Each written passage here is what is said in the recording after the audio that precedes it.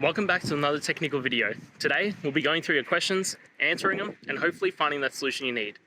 Guys, remember to stay just a little bit crazy, just like me, and hopefully you'll find that solution you're looking for. Now, let's continue on to the video.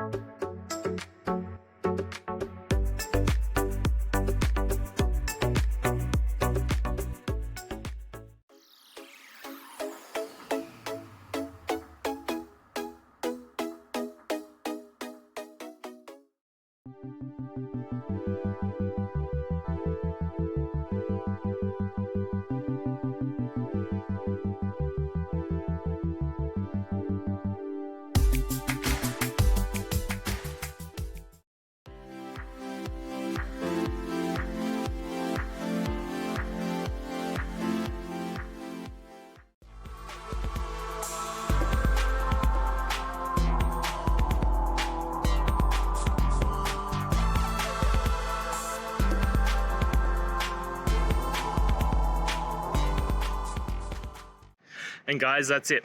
I hope this video has helped you get you through to that resolution you needed. If it did, please, I'd appreciate it if you hit subscribe. Now, until the next time that you need technical help, I hope you have a good one. Cheers.